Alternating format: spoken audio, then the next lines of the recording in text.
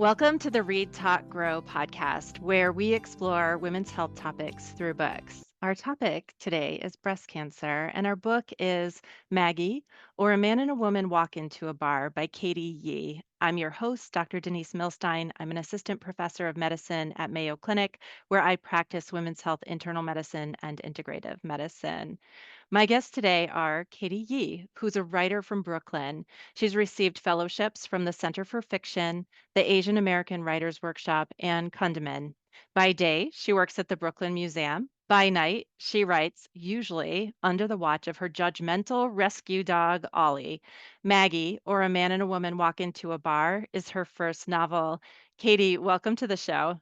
Thank you so much for having me. I'm so excited to be here. Our expert guest is Dr. Lida Mina, who's an associate professor of medicine in the Division of Hematology and Medical Oncology at Mayo Clinic in Arizona and the chair of the Mayo Arizona Breast Cancer and Gynecologic Disease Working Groups. Dr. Mina has more than 45 publications and has a special interest in developing new treatment strategies for breast cancer.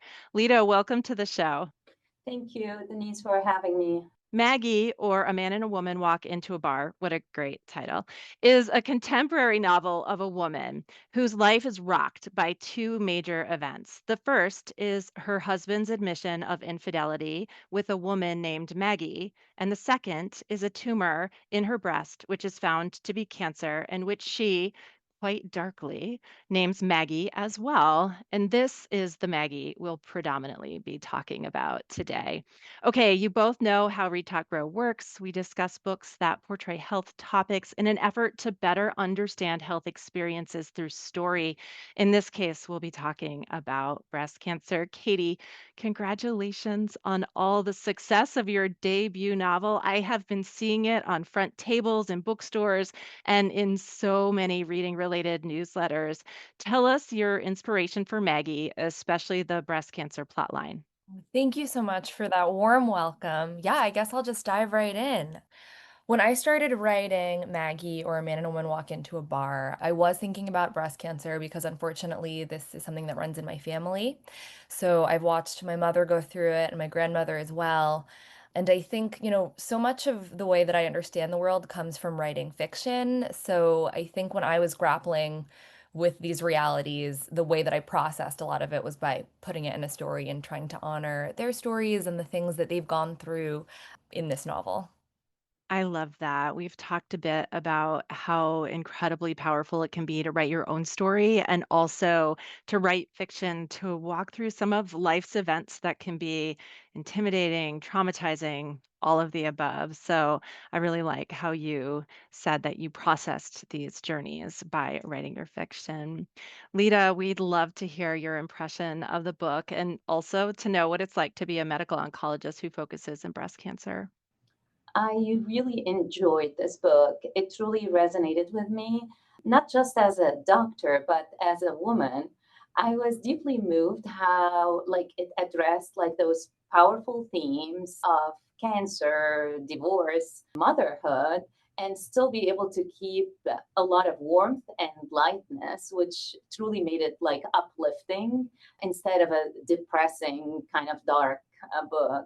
Thank you. Tell us what it's like to take care of women with breast cancer. I mean, the main thing is that, like Katie kind of, and you alluded to initially, like breast cancer is not one disease. So it's very different. And a lot of time we think of it as deadly and it's kind of done and the end of the road. So I think in my practice, more than 50% of the time, we have women that are survivors and are able to get through that obstacle, and I'm happy to kind of say that with all of the advances, we are seeing a cure for this type of disease. So it truly makes a huge difference for the medical oncologist. And listeners can't see that you're still very young, Lita, but even in the course of your career, you have seen treatment for breast cancer change dramatically. Katie, the cruel trick for the narrator is that not only is she told that her husband is having this affair, but then she discovers this tumor in her breast, which we said is diagnosed as a cancer. And it's true, illness happens Never in a vacuum, always in the context of other things happening in life. Was this one of your points, and do you agree with that statement? Yes, definitely. I think, while it's obviously something that changes your life in a really immediate way, I think it also, like a diagnosis like that, can also really help put things and priorities into perspective. I do think one of the things that I was trying to accomplish in writing this story is, right, showing that life does kind of have to go on, right? Like, even when you get a devastating diagnosis, the kids still have to be shepherded to school. Things might be happening in your love life. Other things that are so far out of your control are still going to keep happening. And it's kind of a balancing act of how to take care of yourself and your health and lean on the people around you to help you get through it all, and how to deal with all of these things at once.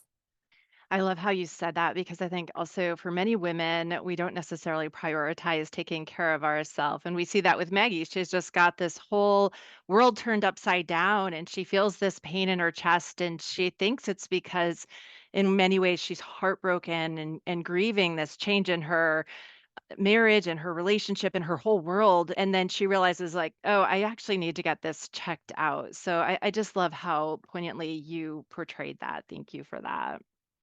Lita, the novel is told in short vignettes. Some are just a few lines long. One of the shortest is: Cancer cells start out like any other normal cells. What makes them a danger is the way they mutate, and then they refuse to die. What do you think of that line? I think it's very close to what we tell our patients. I mean, it's basically normal cells gone wrong and gone out of the pathway and acquired some mutations. And I mean, we basically say they start making mistakes, and the body unfortunately sometimes doesn't have the way to repair it, and they go out and start dividing without any purpose. I know we don't actually find out what exact type of tumor Maggie is in the novel, but maybe this would be a good point, Lita, to just talk really briefly about the different types of breast cancer in big terms. So, thinking about lobular breast cancers, invasive breast cancers, ductal cancers, what do all those words mean? So, in general, when we look into breast cancer, there are two things we look into. We look at what we call the stage, and we look at the biology. So, it's kind of looking at quantity and quality, like what's kind of how much spread it is that defines the stage, and what's fueling the tumor or making it happen, which is basically the biology. For the stage, breast cancer, like many cancers, goes from a stage 1 to a stage 4, and unless it's a stage 4 or metastatic or spread disease, stage 1 to 3, it's still very curable, still something that we can achieve a complete control of in most of the cases, not in every case. And this is where biology comes into perspective, because the cure, the treatment, everything depends on the biology. Even if a tumor is small, it all depends on what subtype. And there are the most common subtype is usually the invasive ductal, that basically starts in the ducts of the breast. The second most common is the invasive lobular that starts in the lobules. And it's not only about what it's like, where it's starting, it's also about what's kind of actually fueling the cancer. And we basically have the pathologist stain the biopsy to figure out if this is estrogen driven, progesterone driven, HER2 driven, so that we can figure out what's the ideal target we can go after in our treatment. I just want to summarize that really, really succinctly. So, you said stage is about how far progressed the cancer is. And that's going to be, you said stage 1 to stage 4, although there are some non invasive stage 0 cancers as well. And then you have the biology, which is sort of the source of the cancer. And then I think of it as its characteristics, whether it's ductal, lobular, or whether it's hormone positive or negative or sensitive or not sensitive. So I love how you encapsulated all of that. And you did it so quickly for such a huge topic. Thank you for that. Katie, you talk about the narrator's imaging and ultrasound guided biopsy in really vivid detail. Do you think this is the hardest part for women who are finding a lump or being told there's something abnormal on their breast imaging, is to go through this diagnostic process and then to especially wait for the pathology diagnosis? I definitely think that's a big part of it. I mean, I'm going to talk a little bit about my own family history if that's like helpful or interesting. So my grandmother had breast cancer, and the first time my mother was diagnosed with it, she was in her 40s, so that's quite young, I think. Because it runs in the family, I myself have been like doing a lot of screenings for breast cancer. And I think when I was like a teenager, I did have to have something like biopsied. And I think that experience can feel just so lonely. I feel like I don't often see a lot of depictions of the specifics of that process in like popular culture and media. And I just think, yeah, the experience of working with a radiologist and going through those screenings can feel very isolating. And I kind of wanted to bring that more to light. I think it's brilliant. So many women go through this process of biopsy. Lida, you see these patients all the time. And I think one thing that's hard, Katie, is that for people like Dr. Mina and breast radiologists, this is something they do every day. But for the woman going through it, this is not a usual experience for her. Lida, do you agree? That's truly kind of right on point because when we see the patient, we already have the diagnosis. So it's great to put that into our mind. Like, I mean, they've been waiting for a week or two to kind of know. And usually we want to wait to kind of figure out exactly the details of the biology. So it's good to have the medical oncologist take a look at that part because in our mind, it's okay to wait until we have more information. But for a woman who's actually waiting and not knowing, it's really debilitating. Please correct me if I'm wrong, Dr. Mina, but I feel like even in my own life, I've been seeing more of like even my friends like having to get screened for this kind of thing like much younger than I thought we'd ever have to be dealing with this. I'm 29 years old, so I'm talking about people in their 20s and their early 30s. There is this fantastic show called The Bold Type, which is just about these like young women who've met at like a women's magazine. And the one of the characters, Jane, her mother died of breast cancer before the show begins. So we're starting the show and she's writing for this women's magazine and thinking about issues of breast cancer. I feel like that's like one of the only other instances in like a TV show that I've really seen them go through. What is the BRCA test? Why is it important to get genetic testing, especially at like a young age? I don't know if this is a good jumping off point to ask you kind of about your experience, Dr. Mina, maybe with like younger patients and the importance of sharing information about getting these screenings. No, I think that's a very good point because we have seen an increase in breast cancer rates and specifically in the younger patient population. The truth is some of it is definitely genetics and but most of it is environmental unfortunately and we truly do not know what's kind of causing that increase. There is obviously the part where we have gotten better about like the screening, raising awareness, and there is a big disparity between different countries. But we have seen that increase nearly across everywhere. And I think raising that awareness, talking about it with your family members, a lot of women didn't know they had a family member with cancer up until they were diagnosed themselves. So it is very important to discuss your family history with your family and know. I think the most important point like you brought up, the younger a person is diagnosed the higher the risk of getting breast cancer also at a younger age, and even the biology of the disease at a younger age is very different. So breast cancer is very common, but when it happens in a woman who's in her 80s, the biology of it, how it grows, it's usually very slow growing, very much not life threatening. very different than cancer happening at a younger age. So it is important to be aware of your body, to do your exams regularly. And if you have any doubt, just ask and be aware of your family history. Yeah, I love what you said about that just because I feel like, and this might be like a cultural thing, but like, especially in my family, there was definitely a lot of stigma and definitely a lot of like shame around diagnosis. So the first time my mom got breast cancer, like, she didn't actually tell me, she didn't tell anyone, which I imagine was like, I mean, aside from like my dad and probably her best friend, I imagine that that was like an extremely lonely experience. So I love what you said about asking about family history. We encourage every woman, like the moment we give the diagnosis, we encourage them to get all of their support team to know. And I think it's not only like family, friends, work, like you need all of them to help you through the process.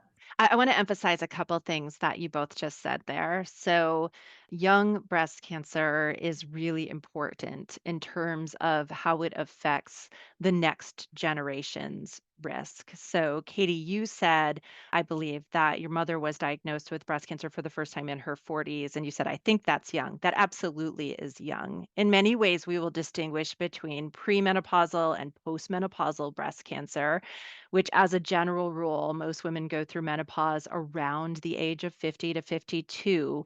And so, if it's somebody who's had breast cancer in your family that's before that age of 50, there's a good chance that that was a premenopausal breast cancer, and that might confer risk to their first degree relatives. So, their daughter, their sister. Lida, I wonder if you'll just comment really quickly about genetic cancers. Now, you made the point that environment is a bigger driver probably in these younger breast cancers that we're seeing now.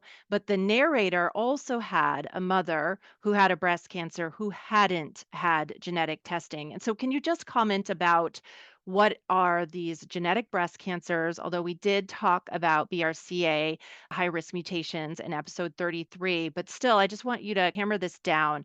Who should be worried about genetic predisposition to breast cancer? What does that mean?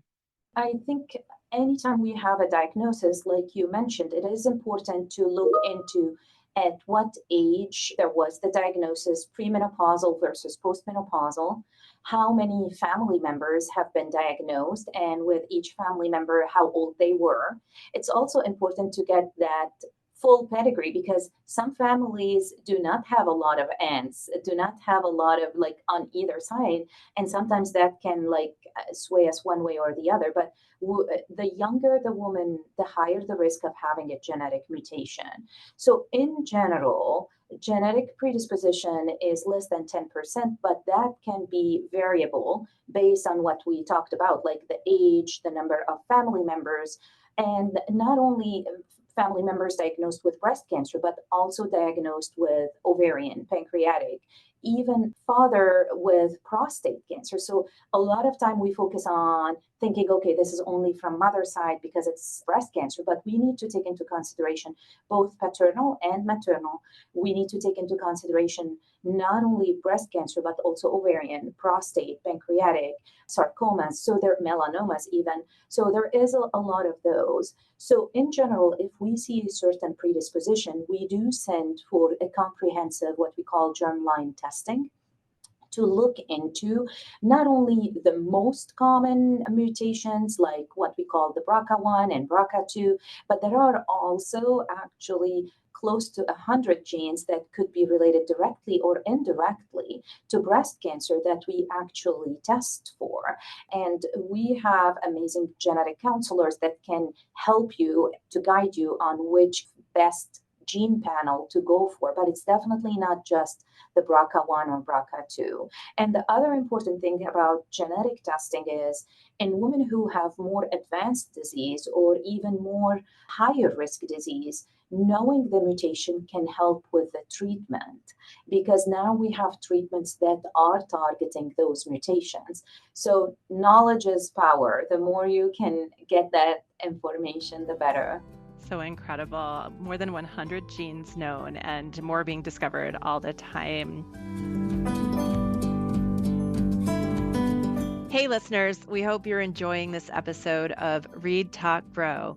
If you find our discussions helpful and insightful, please take a moment to subscribe to and rate Read, Talk, Grow on your preferred podcast platform.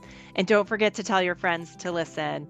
Your support will help us reach more readers and those eager to learn about health through books. As always, feel free to drop us a line at readtalkgrow@mayo.edu with suggestions for books, topics, or any comments. Thanks for listening. Katie, in the novel, we see several really important relationships with the narrator, the closest of which is with her best friend, Darlene. And I really love the way Darlene sums up the narrator's tumor on one of their walks. She says, "Did you know breast cancer is the most common type of cancer there is? You're basic, Maggie," talking to the tumor, of course. I think you're trying to make this point that so many women go through this and that this cancer is not, necessarily an unusual cancer, right?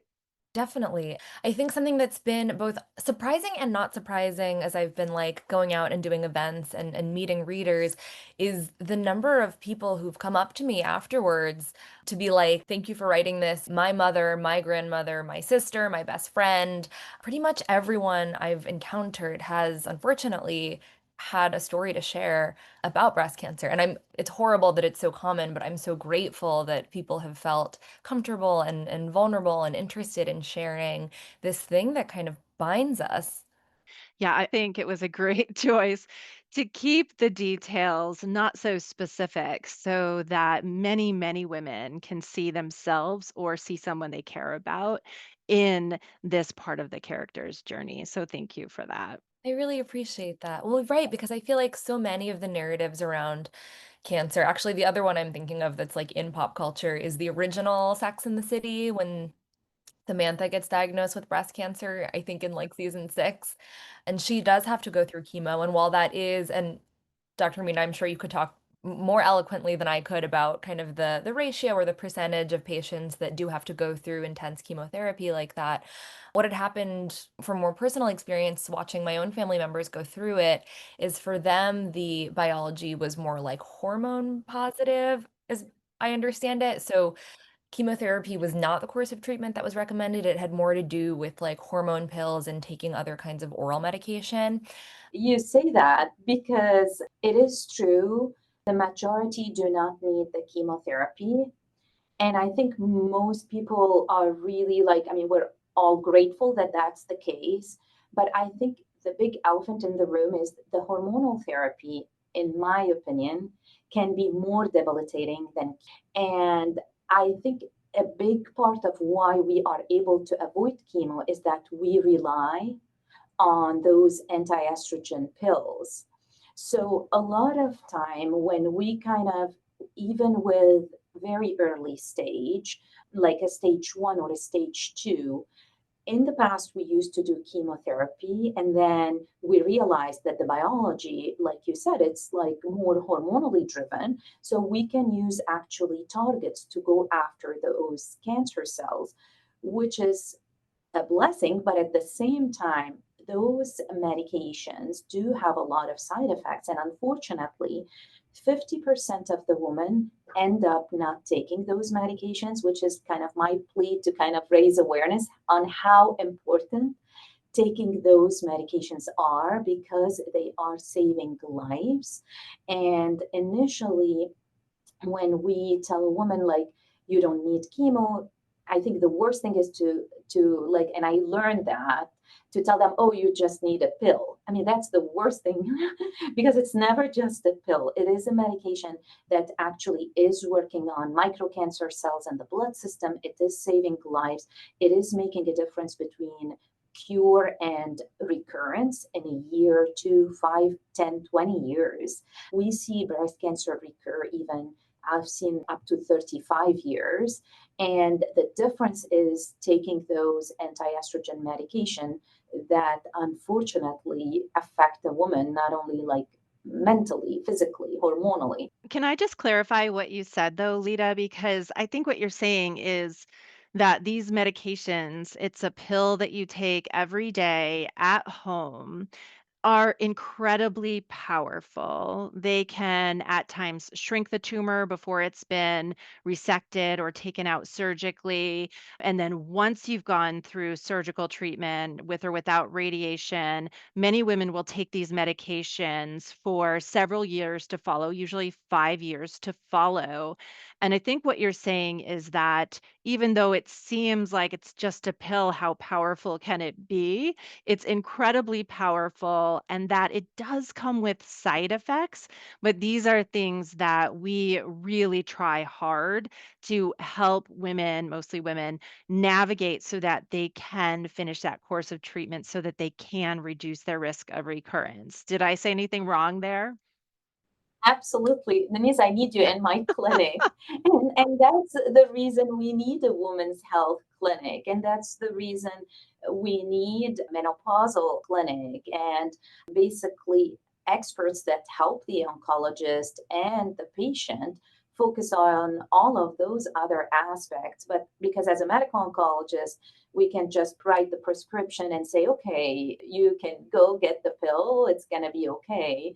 I think exactly for the reason you mentioned, we need to address all the other issues. And Katie, you give the narrator the option for treatment. She is, we've just said, going through this separation and eventually this divorce. She's obviously taking care of her children at times by herself then. And so you present to her first treatment option, which is going to be surgical, which is very common for a localized breast cancer, meaning a breast cancer that hasn't left the breast, right? And so they offer her a lumpectomy, which is most likely going to need radiation with it, which is typical, or a mastectomy where they remove almost the entire breast tissue. You have her choose lumpectomy because that's a bit more convenient for her. The recovery is going to be faster, all of that. Can you talk a little bit about that choice? Was it difficult to make? I think being so in the narrator's head, I just thought that her priority and her first instinct and her gut reaction and her just first always thought was going to be about her children. So I think for her, we do a little bit of a like a fictional sleight of hand here. Her kids are conveniently at their grandparents' house for a lot of the time that she's like recovering from her surgery. But I think, yeah, the first thing that she would be thinking is like, what will be the thing that is easiest to kind of conceal, right, for my children? I don't want to scare them. I want to be able to pick up my daughter. I know there's like there's restrictions on like exercise and how much weight you can pick up after something like that. I think I was just going off of what I thought her natural instinct was going to be. Again, I think it's just so on point, Katie, because all women are balancing multiple things at once. And so it's very interesting where if you just took this isolated decision by itself, you might make it one way. But then when you think about, am I going to be able to lift up my daughter? You might make it a different way. Lita, there's something else that comes into her treatment that I'm hoping you'll comment on. And we've talked about chemo a little bit, but this is a score that she gets after surgery that determines whether or not she's likely to benefit from additional therapy, namely chemotherapy. What is that score? Is that something you do typically? So if we want to first go into the types of breast cancer, like as a big umbrella, the most common type of breast cancer is estrogen driven, and that's kind of the hormonally driven more than almost 80%. In 10 to 15%, we have the worst kind that's triple negative that always needs chemotherapy. And another 10 to 15% or so, we have the HER2 positive that also needs chemotherapy most of the time and anti HER2. And the rest is, like I mentioned, more than 70 or close to 80% are the hormonally driven estrogen positive. But even with that, within that range, there are two types. The one that only kind of is very much dependent on the estrogen, and we call it the luminal A, more on the slow growing. And there is the one that kind of depends on the estrogen, but also has other pathways to divide. And that's what we call like higher risk, still estrogen driven, but not as much. And we do in this case what we call the Oncotype DX testing, which is genetic testing, but it's kind of like genetic testing on the cancer cells. So it's basically testing the genes in the biopsy or in the surgical specimen that was removed, and kind of questioning that cancer cell to see how aggressive is it looking, so that we can approximate what's the risk of it causing recurrence in the future, and what's going to be the benefit of adding chemotherapy. So my guess is, Katie, is that what you were going for? Yes, that's exactly what I was going for, but you put it so much better than I ever could have. We talk a lot with authors about how there's this enormous amount of research that goes into novels to then boil down to one or two lines. And I just thought that when I read this part of your novel, I thought she had to read and learn if you didn't already know about this testing. And then it just becomes two sentences. So I really hope listeners appreciate the research that fiction authors go through to get these types of details right. Katie, some of the vignettes talk about the waiting rooms and who can be found there. The narrator says you might see superstars, friends like Darlene or a relative. You might also see waiting room hobbies like knitting or holding and pretending to read a book. Was this for comic relief? Definitely for comic relief. I mean, I think the waiting room is unfortunately, a room in this process that I've had a lot of experience like sitting in with family members. And I just feel like it was kind of ripe for, right, exactly, comic relief. There are so many weird details, I think, in waiting rooms, in hospitals. Like, for example, why are the paper cups so small? Why do you have to keep filling out this form and kind of putting each letter of your answer into like a teeny tiny box? Just things like that I find myself thinking when I'm in rooms like this. And I wanted somewhere to put that. But I also think the other thing that I wanted to capture is that even though this is an extremely hard time and a really hard circumstance, there can be still some like joy and camaraderie, like especially amongst the mostly women that you see in these waiting rooms. I feel like that's not really something that I often saw in fiction. I'm thinking specifically of my mom found out that this the crossing guard who was working outside of my elementary school had also had breast cancer, and this was like a great moment of bonding for the two of them. And I think they were able to kind of, share, tips and tricks and feelings. And I think that that is like a really unique connection. And I wanted to honor that.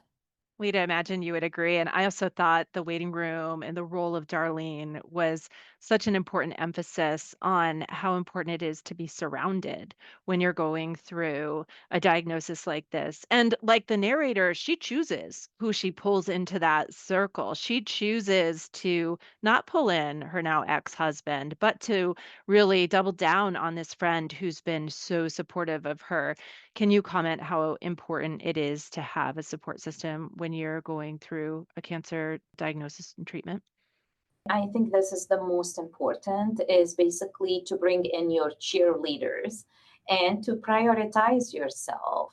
I think, I mean, like you said, women completely forget about taking care of themselves, and they're all worried about what's going to happen with the kids and with this. And again, I think bringing in your social support and having them here for you is really helpful, because this is a lifetime journey. And I think what a lot of us forget is, even after they're done with chemo, it's not over. So you really want your close friends to know that this is going to affect you lifelong. This is going to affect your mental status. Your Even if you become physically completely fine, this is still something that is going to affect the rest of your life. And I think we always underestimate the caregiver role, and really they make a huge difference. Yeah, the caregiver also needs caregiving. Exactly what you said, Dr. Mina. Like everyone needs someone to kind of lean on in a situation like that. I mean, even just and I mean, how many times did I try to go with my mom to certain appointments and she'd be like, "Well, there's nothing to do, right? Like all I'm doing is just kind of sitting and waiting and then I'll talk to the doctor for a little bit and then there's no heavy lifting. Like there's nothing at all for you to do. No need to come." But I think that can feel really lonely and I mean, even if it's like quote unquote just kind of like sitting in the waiting room next to someone, I think that can really have a big emotional impact.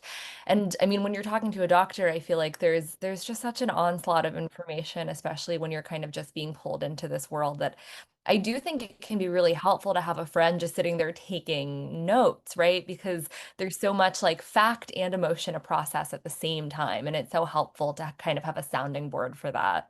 100%. Just being that extra support in the room and set of ears is incredibly powerful. And there are many ways that people can support other people going through difficult things. One of my favorite that I can't resist bringing up, Katie, is Darlene bringing the narrator to the bookstore. She wants to get a book about raising children in divorce, and only a friend like Darlene will bring her not to the local bookshop where everybody knows her, but to the local chain bookstore where she's completely invisible and nobody will remember which type of book she bought. That was just brilliant. Thank you.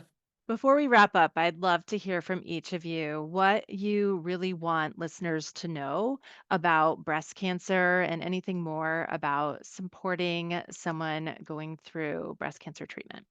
I mean, I think it's kind of everything we've been talking about. I really hope that if you're listening to this, you feel like if you're going through something like this, you can lean on the people around you, and also like it's not your fault.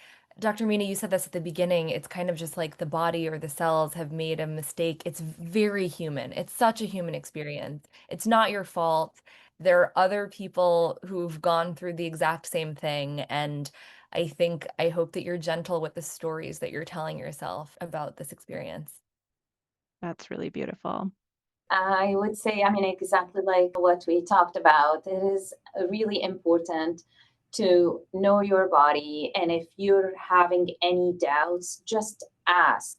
Ask your doctor, your primary, about anything that you feel is off in your body. Nobody knows you more than you. So just ask. And once you face this diagnosis, just to make sure that you have everyone around you that really cares about you kind of be your support, help them, and basically make sure that you're comfortable with your doctor so that you're able to ask all the questions you need, because this is not a one and done. So you need to be completely comfortable with your whole medical team so that you feel comfortable asking any question that can come up.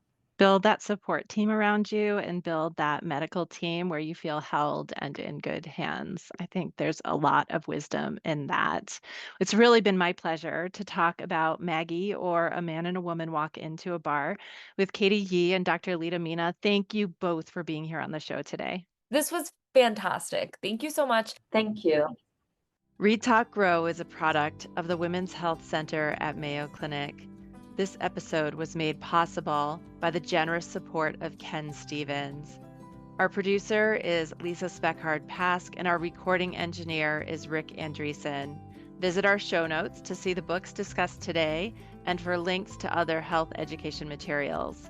Follow us on social media like Instagram and Facebook, or reach out directly to our email, readtalkgrow@mayo.edu, with suggestions for books or topic ideas. We'd love to hear from you. This podcast is for informational purposes only and is not designed to replace a physician's medical assessment and judgment.